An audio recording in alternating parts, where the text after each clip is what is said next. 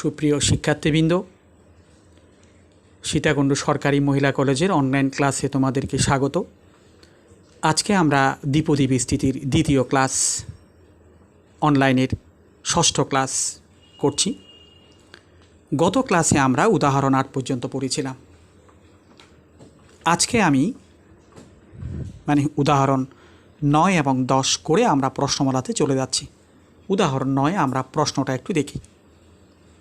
9 number উদাহরণ আমরা একটু দেখি। 1 + x হোল টু দি পাওয়ার 44 এর বিস্তৃতিতে 21তম 22তম পদদ্বয় সমান হলে x এর মান নির্ণয় করো।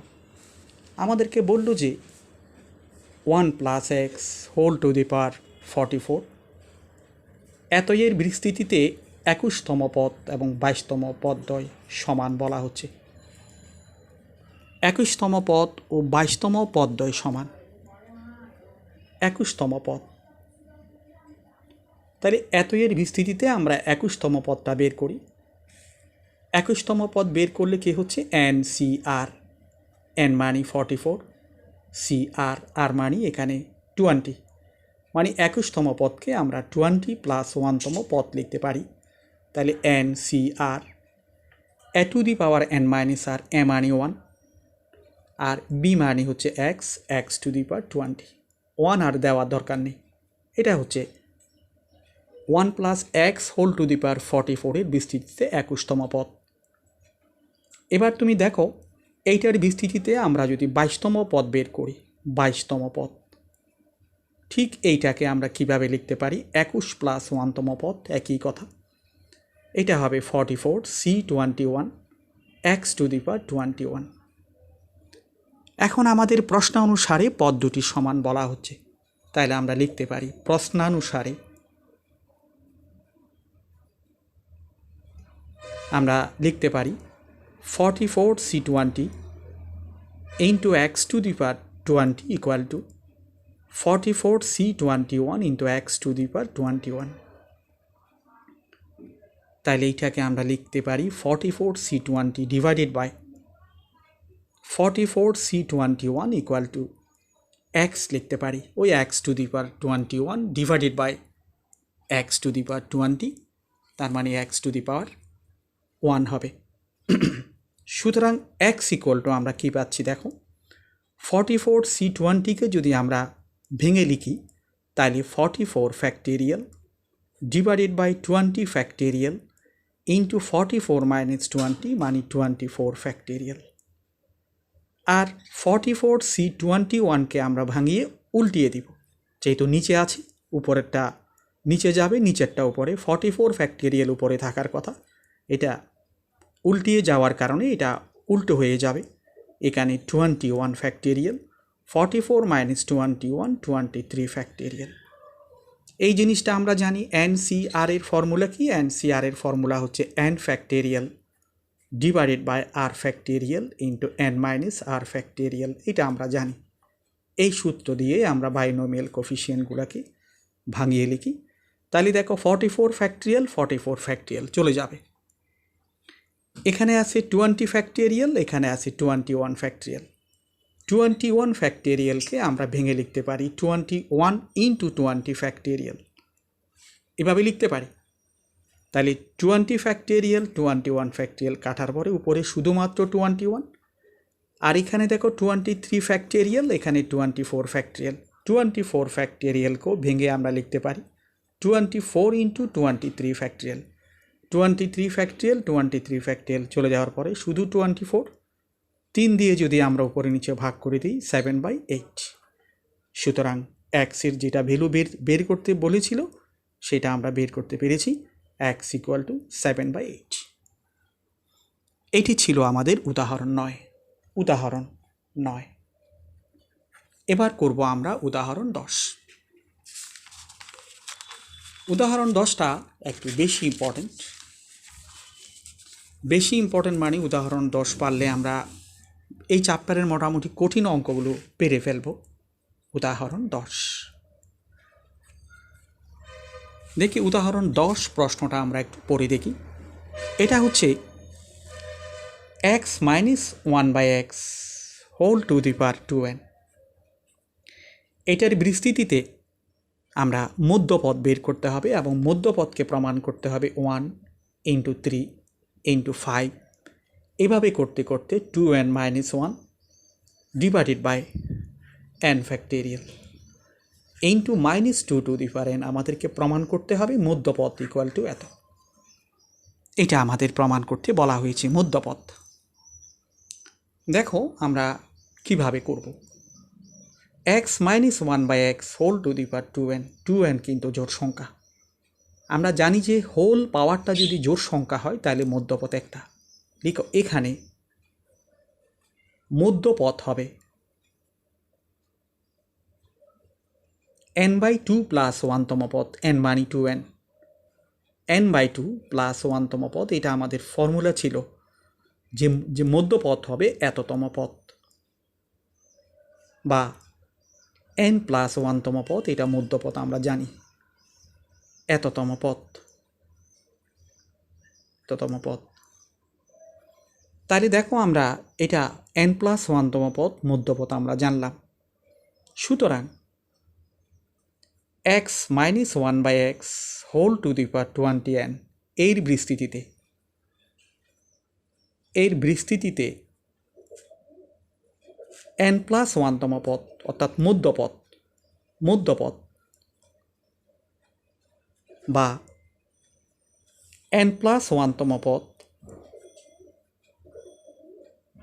ইকুয়াল টু কী হবে n CR, n মানে হচ্ছে 2n, CR আর মানে হচ্ছে n into a to the power a মানে x, a to the power n minus r, 2n minus n মানে শুধু n into b to the power b মানে 1 by x whole to the power n। এটা formula ওই যে n CR প্রথম পদ whole to the power n minus r into দ্বিতীয় পদ whole to the power r। 2n CNকে আমরা লিখতে পারি 2n factorial divided by n factorial into 2n minus n মানে n factorial x to the power n minus 1 to the power n 1 by x whole to the power nকে আমি x to the power minus n লিখতে পারি। এখানে এই দুটো চলে যাবে। এই 2n ফ্যাক্টোরিয়ালকে আমরা একটু এক্সপান্ড করে লিখতে পারি। 2n ফ্যাক্টোরিয়ালকে আমরা লিখতে পারবো 1 into 2 into 3 into 4 into 5 into 6 করে একেবারে 2n পর্যন্ত divided by n factorial into n factorial এখানে minus 1 whole to the power n। দেখো লাস্ট পদটা হচ্ছে উপর 2n ফ্যাক্টোরিয়াল মানে 1 ইন্টু 2 ইন্টু 3 করতে করতে 2n পর্যন্ত। আমি তার আগের পদটা লিখতে চাচ্ছি, তার আগের পদটা 2n মাইনাস 1 হবে, একটা পদ কম হবে। এটা লিখছি আমাদের সুবিধার জন্য, ক্যালকুলেশানের সুবিধার জন্য। তাহলে দেখো উপরে আমরা খেয়াল করি 1 into 2 into 3 into 4 into 5 into 6 into dot dot দিয়ে 2n মাইনাস 1 ইন্টু 2n মানে 1 থেকে 2n পর্যন্ত সমস্ত সংখ্যার গুণফল। এখানে জোড় বিজোড় সবগুলো। আমরা বিজোড় এবং জোড়গুলোকে একটু আলাদা করে ফেলব। বিজোড় কি 1 ইন্টু 3 ইন্টু 5 করতে করতে বিজোড় লাস্ট বিজোড় সংখ্যা হচ্ছে 2n মাইনাস 1। বিজোড়গুলো এইভাবে লিখলাম। জোড়গুলো দেখো, জোড়গুলো 2 4 6 করে একেবারে 2n পর্যন্ত। নিচে n factorial into n factorial minus 1 to the power n। দেখো আমরা এবার কি করি, বিজোড় সংখ্যাগুলো থাক 1 ইন্টু 3 ইন্টু 5 করে 2n মাইনাস 1 পর্যন্ত বিজোড় সংখ্যা। আর জোড় সংখ্যাগুলো থেকে দেখো আমরা প্রত্যেকটা জোড় সংখ্যা 2 4 6 2n পর্যন্ত আমরা 2 2 করে কমন নিয়ে ফেলবো। এটা থেকে 2, এটি থেকে 2, এটি থেকে 2 2 যদি আমরা কমন নিই, এখানে কটা সংখ্যা আছে, কটা ফ্যাক্টর আছে 1 2 3 করে একবারে n সংখ্যক ফ্যাক্টর আছে। প্রত্যেকটা থেকে যদি আমি 2 কমন নিই, n সংখ্যক 2 গুণ হওয়ার পরে হচ্ছে 2 টু দি পাওয়ার n। এই 2টা হয়ে যাবে 1, 4 হয়ে যাবে 2, 6 হয়ে যাবে 3, এভাবে করে 2n হয়ে যাবে n divided by n factorial into n factorial minus 1 to the power n। তারপরে আমরা দেখো এখানে কি লিখতে পারি 1 3 5 করে 2n মাইনাস 1 পর্যন্ত এগুলোর গুণফল। ইন্টু 2n, এখানে 1 ইন্টু 2 ইন্টু 3 ইন্টু করে করে n পর্যন্ত গুণফলকে আমরা লিখতে পারি n factorial divided by n factorial into -1 to the power n। আমরা n ফ্যাক্টোরিয়াল উপরে নিচে কেটে ফেলতে পারি, তাহলে উপরে কি আসলো 1 ইন্টু 3 ইন্টু 5 করে করে 2n-1 divided by n factorial, এখানে 2 to the power n -1 whole to the power n মানে -2 whole to the power n। এটি আমাদের প্রমাণ করতে বলেছে মধ্যপদ। হ্যাঁ, আমরা প্রমাণের সাথে আমাদের অঙ্ক মিলে গেল। তাইলে আমরা অঙ্কগুলো এভাবে করতে পারি। এবার দেখো আমরা সরাসরি প্রশ্নমালাতে চলে আসতেছি। প্রশ্নমালাতে আমরা যে অঙ্কটা করব, এই 1 নাম্বার 2 নাম্বার এগুলো তোমরা পারবে, এগুলো কঠিন অঙ্ক নয়, সহজ আছে, একটু প্র্যাকটিস করলে পারবে। আমি অপেক্ষাকৃত কঠিনগুলোই তোমাদেরকে একটু করে দেওয়ার প্ল্যান করেছি। যেমন আমরা 4 নাম্বার অঙ্কটা করব। 4 টাইপ 1 থেকে দেখো 4 নাম্বার অঙ্ক কি বললো আমরা একটু দেখি। 4 নাম্বার অঙ্ক আমাদেরকে বলল যে 4x by 5 minus 5/2x whole to the power 8। এইটার বিস্তৃতিতে আমাদেরকে বলল যে শেষের তৃতীয় পদটি নির্ণয় করো। শেষের তৃতীয় পদটা বের করতে বলা হচ্ছে। তাহলে দেখো এইটাকে বিস্তার করলে কটা পদ বেরিয়ে আসবে? 9টা পদ বেরিয়ে আসবে। 9টা। শেষ থেকে তৃতীয় পদ মানে শেষ থেকে প্রথম পদ হচ্ছে নবম পদ, তারপরে হচ্ছে অষ্টম পদ, তারপরে হচ্ছে সপ্তম পদ। মানে শেষ থেকে তৃতীয় পদ মানে প্রথম থেকে সপ্তম পদ, শেষের তৃতীয় পদ সমান আমরা লিখতে পারি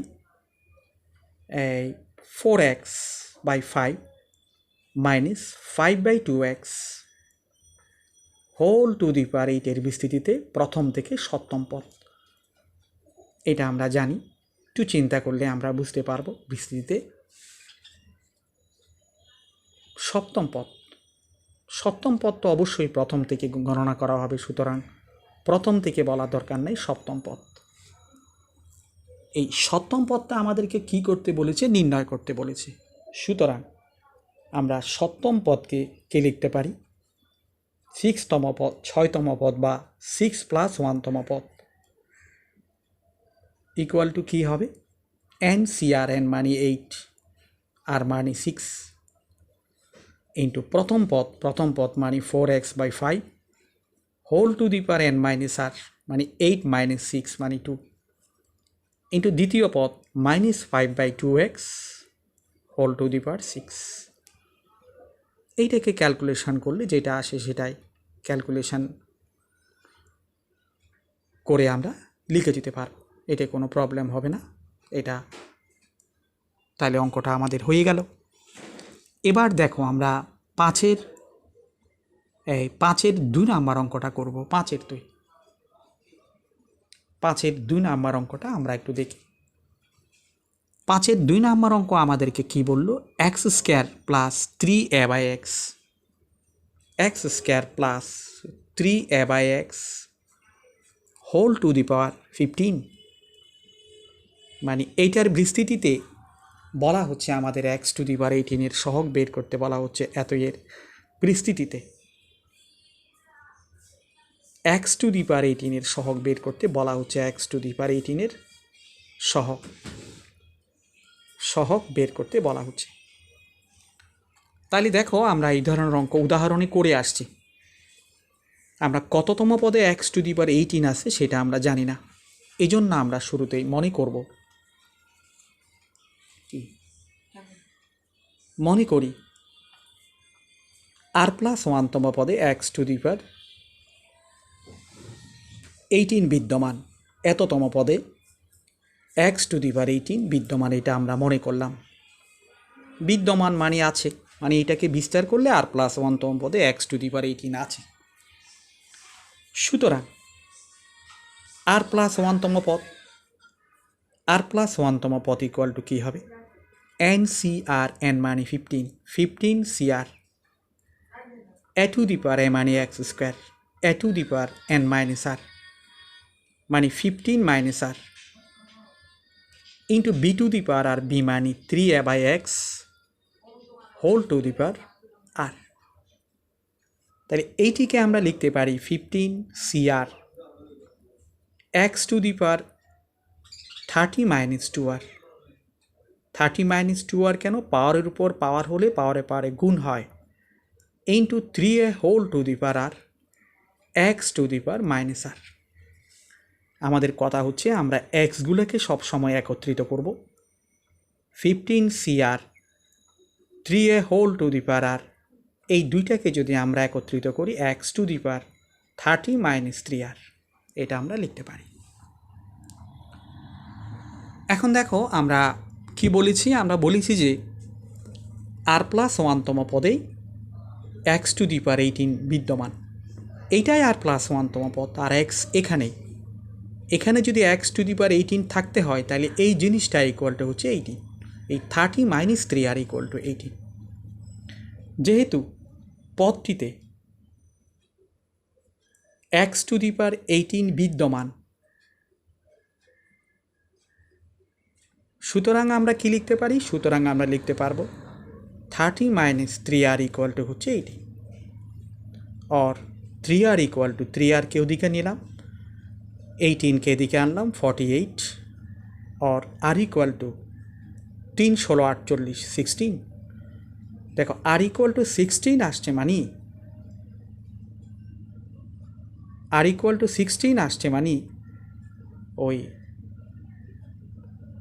आर इक्वल टू কত আসছে আমাদের 16 আসছে।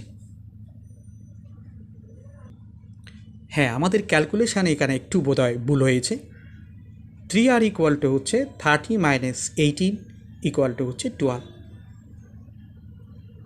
সুতরাং আর ইকুয়াল টু হচ্ছে 4। আর ইকুয়াল টু আমরা 4 পেয়েছি। আর ইকুয়াল টু 4 পাওয়া মানি, আর ইকুয়াল টু 4 পাওয়া মানি পঞ্চম পদে এক্স টু দি পাওয়ার 18 বিদ্যমান। সুতরাং আমরা লিখি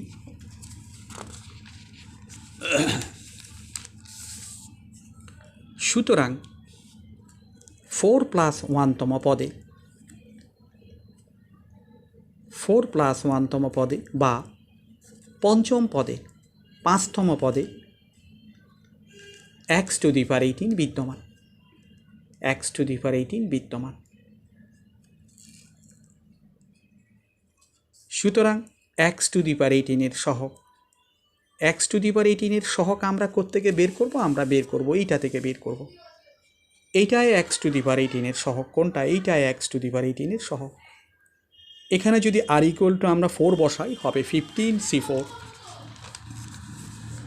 15 C4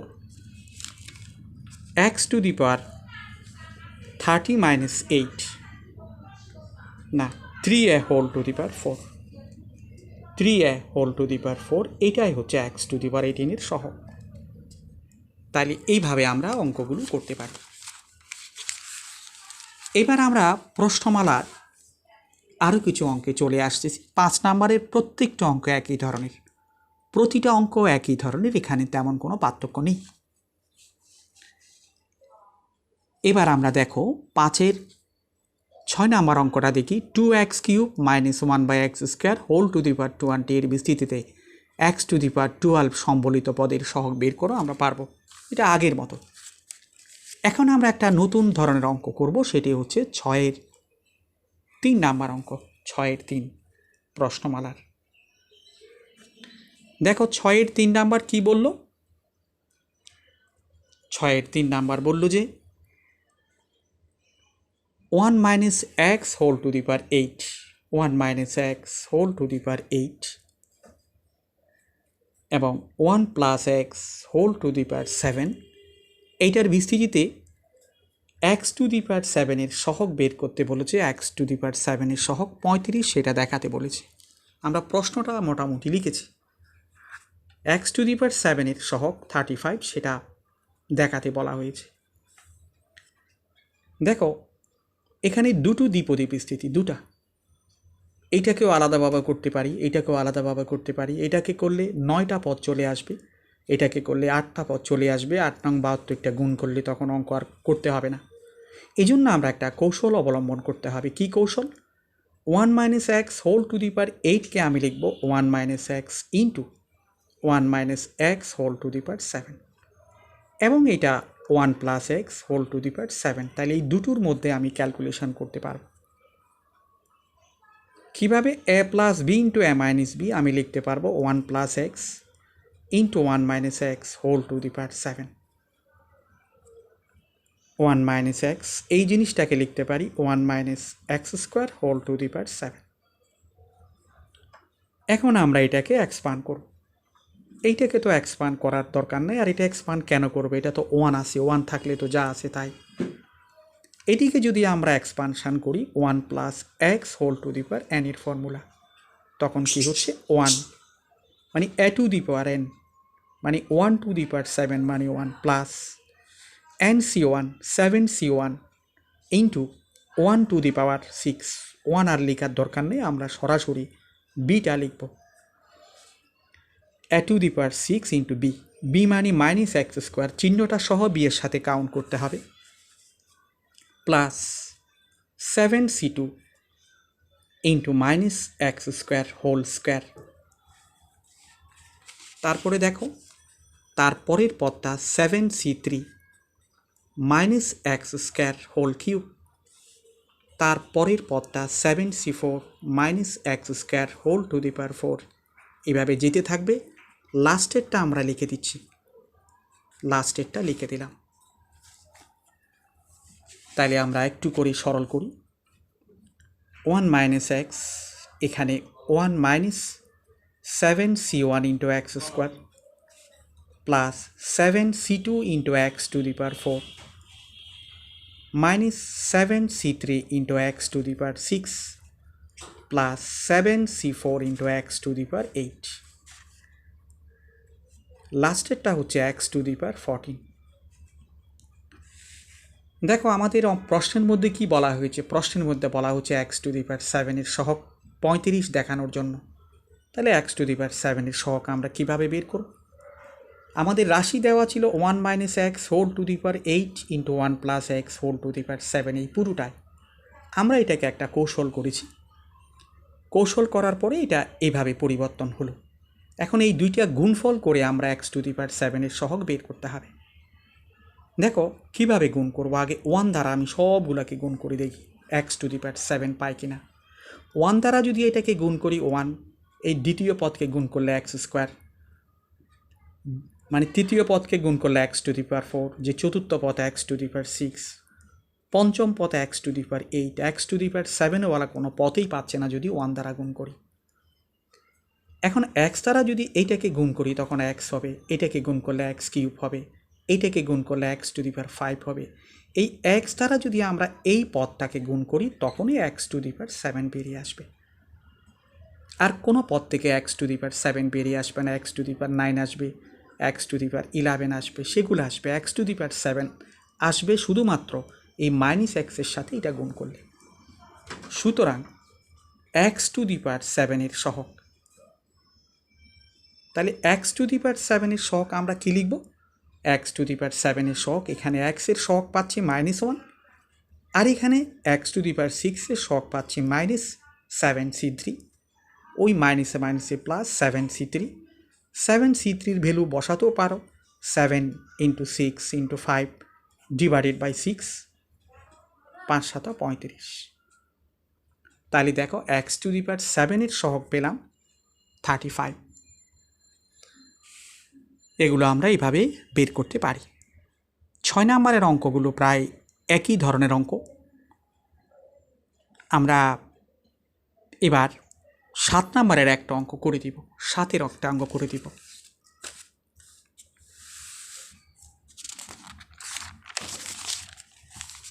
7 নম্বরের একটা অঙ্ক আমরা করে দিব।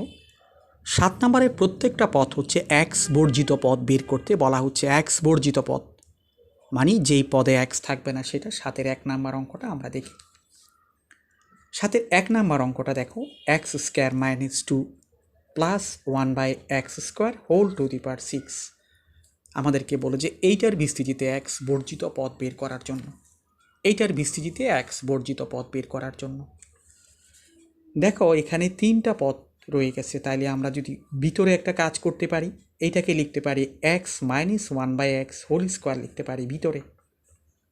ভিতরে মানে x square minus 2 into x into 1/x plus 1/x whole square, এইভাবে আর কি। তাইলে দেখো x minus 1/x whole to the power 12।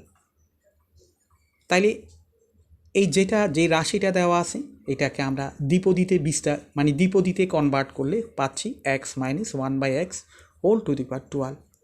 এখন এইটার বিস্তৃতিতে আমরা কি করব, এক্স বর্জিত পদ বের করব। এক্স বর্জিত মানে যেই পদে এক্স নেই, লিখি মনে করি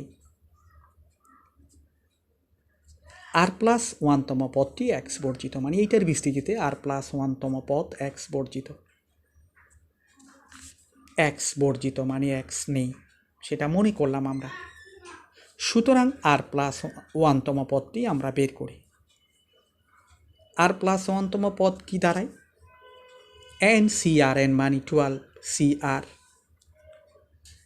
এ টু দি পাওয়ার এ মানে x, a to the power n minus r মানে 12 minus r into b to the power আর।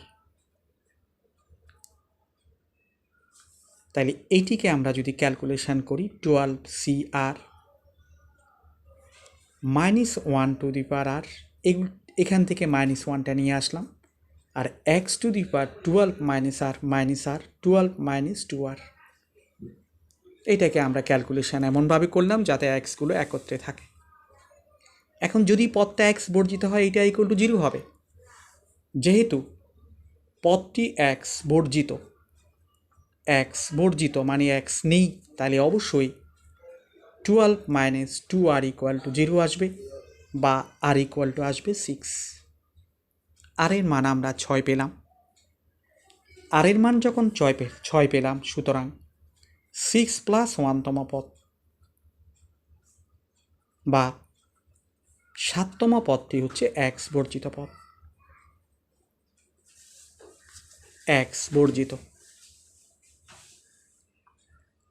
সুতরাং পদটিটা আমরা বের করলাম, কততম পদ আমরা সেটা বের করলাম। এখন পদটির মান বের করব। পদটির মান কত হবে, আর ইকুয়াল টু 6 তুমি এখানে বসিয়ে দিলে পদটির মান বেরিয়ে আসবে 12c6 minus 1 to the power 6, তার মানে 12c6। এটাই হচ্ছে এক্স বর্জিত পদ। তাইলে আমাদের আজকের দ্বিপদী বিস্তৃতির দ্বিতীয় ক্লাস এখানে সমাপ্ত। তোমরা একটু ভালো করে দেখবা, এগুলো প্র্যাকটিস করতে হবে, একই নিয়মের অঙ্কগুলো করে ফেলতে হবে। ঠিক আছে, সবাইকে ধন্যবাদ জানিয়ে আজকের পড়া এখানে শেষ করলাম। ভালো থাকো।